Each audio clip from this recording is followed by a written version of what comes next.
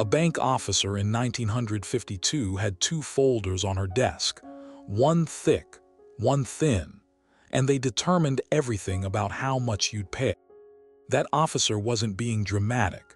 Right here in the lending archives, you can see the difference spelled out in plain language.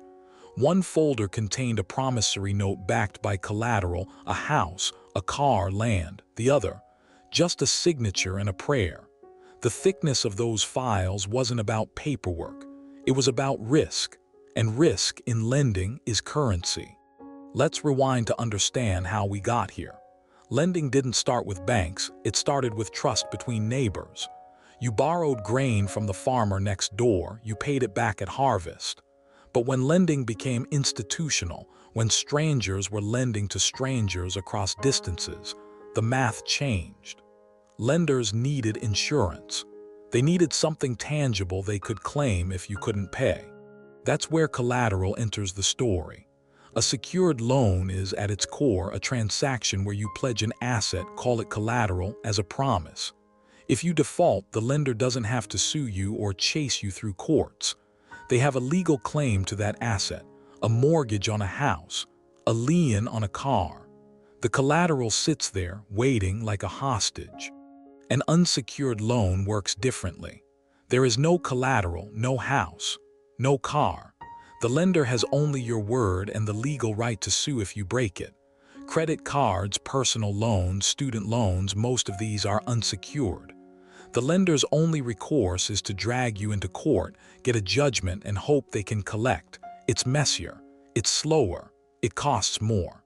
This is where the numbers get interesting. Walk through the lending museum with me and you'll see the pattern repeated across a century. Secured loans have lower interest rates.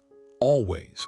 A mortgage might sit around 4 to 7%, a car loan 5 to 10%, but an unsecured personal loan, often 10 to 36% or higher. Why? Because the lender's risk is different. One has collateral to recover. The other has only paperwork. The irony, and this is the small irony I love, is that collateral itself is usually something that depreciates. A car loses value the moment you drive it. A house can flood, burn, crack. The collateral isn't a guarantee of repayment. It's a comfort, a fallback. It shifts the psychological weight of default from the lender to you. For the borrower, this creates a strange calculus. Secured loans cost less, but they cost you something else, your asset. Default on a mortgage and you lose your home. Default on a car loan and the lender repossesses your vehicle. With an unsecured loan, they can't take your house, but they can sue, garnish wages, wreck your credit for 7 years. The lending industry understood this trade-off early. By the 1920s and 1930s, car loans exploded because automobiles were perfect collateral, mobile, identifiable, easy to repossess. Banks loved them. Borrowers tolerated them because the rates were reasonable. It was a deal struck in mutual self-interest, wrapped in paperwork. Here's what matters. Lenders price risk into every loan. A secured loan isn't cheaper because you're a better person. It's cheaper because the lender has recourse. They can seize your collateral and sell it. An unsecured loan is pricier because the lender is absorbing more risk. That higher rate isn't punishment. It's math. It's the cost of the lender's exposure. And here's the deeper pattern. Secured lending builds wealth for some and traps others. A homeowner with a mortgage is building equity. A person stuck in high-rate unsecured debt is burning cash to interest. The system wasn't designed to be cruel, it was designed to be rational. But rationality, distributed across millions of transactions, shapes who gets ahead and who gets left behind.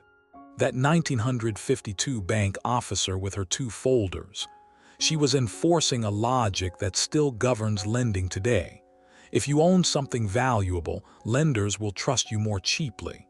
If you don't, they'll charge more or deny you altogether.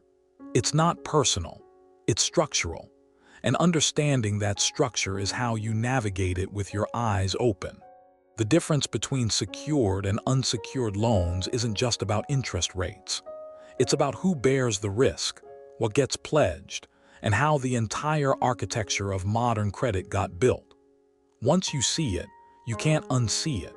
Subscribe for more deep dives into the systems that shape how money moves. There's a new story about lending, credit, and financial history every week. This video is for educational and informational purposes only and is not financial advice. Always do your own research. Subscribe for more deep dives into the systems that shape how money moves. There's a new story about lending, credit, and financial history every week. This video is for educational and informational purposes only and is not financial advice. Always do your own research.